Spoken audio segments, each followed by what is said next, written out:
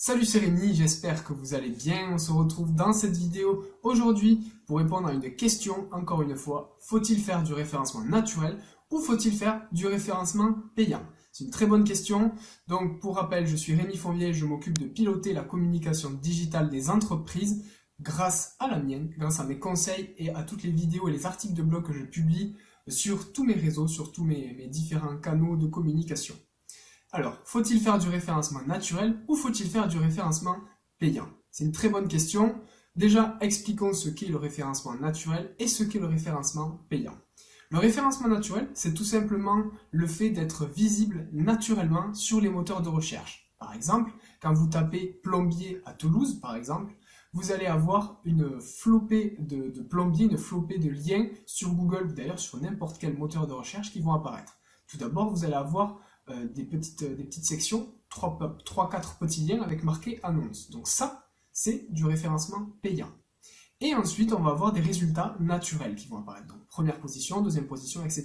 Là où est-ce qu'il n'y aura pas marqué annonce. Ceux-ci sont des résultats de référencement naturel. Ce sont des résultats naturels. Google a scanné ce site et a dit, ok, ben ce site a plus de valeur, de notoriété, de popularité et de contenu d'ailleurs que les autres, donc je vais le mettre en avant, tout simplement. Donc c'est de la visibilité naturelle.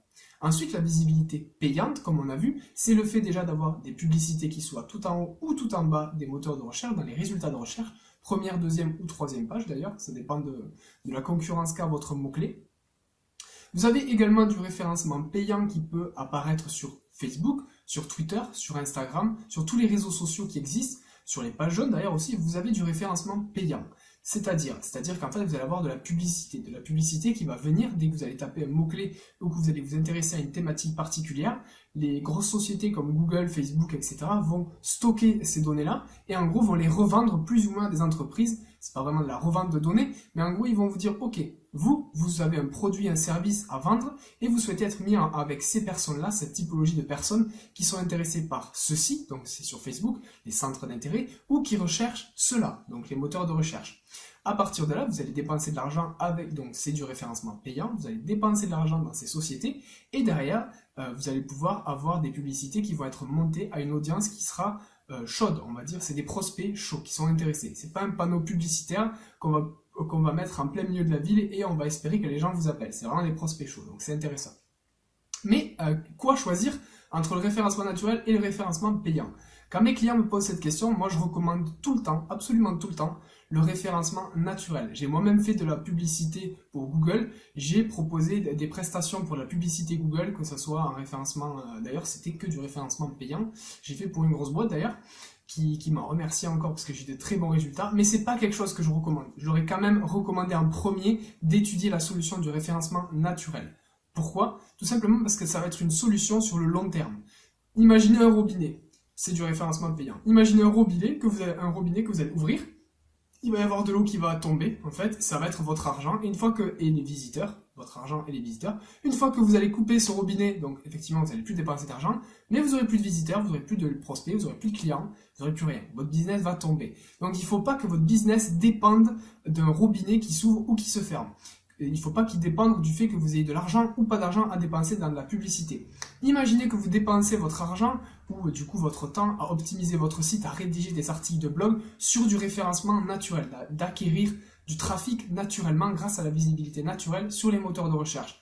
Une fois que vous avez fait ça, bon, imaginons que vous ayez une bonne centaine d'articles de blog quand même. Et encore que, il n'en faudrait pas énormément.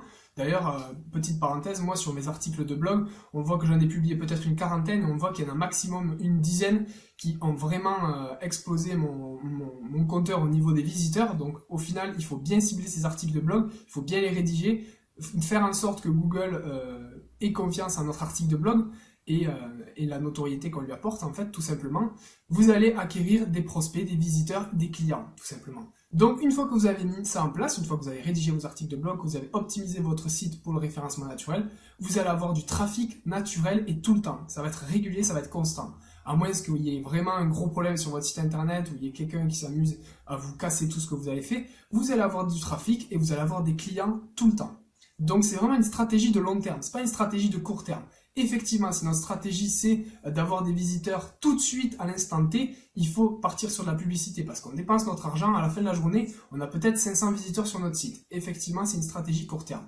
Si notre stratégie c'est vraiment jouer la pérennité, la sécurité, peut-être dépenser un petit peu moins d'argent et voir sur le long terme, là je vous conseille de partir sur du référencement naturel. Ça ne vous coûte pas beaucoup d'argent de rédiger des articles de blog, c'est vous le spécialiste de la thématique, donc vous allez pouvoir apporter du contenu, vous allez pouvoir apporter quelque chose, les moteurs de recherche vont vous faire remonter et tout simplement vous allez pouvoir acquérir de la visibilité naturelle et passer devant vos concurrents.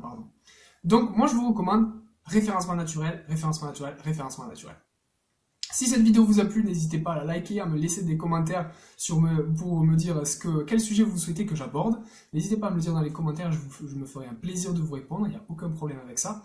Si vous voulez aller plus loin dans votre stratégie web, le fait de créer un site, le fait d'avoir des emails, le fait d'avoir du trafic, tout simplement, le fait de trouver des clients et de piloter votre communication. J'ai créé une formation, un guide en description de cet email, vous cliquez dessus et vous allez avoir accès à tout ce contenu privé. Essentiellement privé pour toutes les personnes qui me suivent et qui sont abonnées à ma newsletter.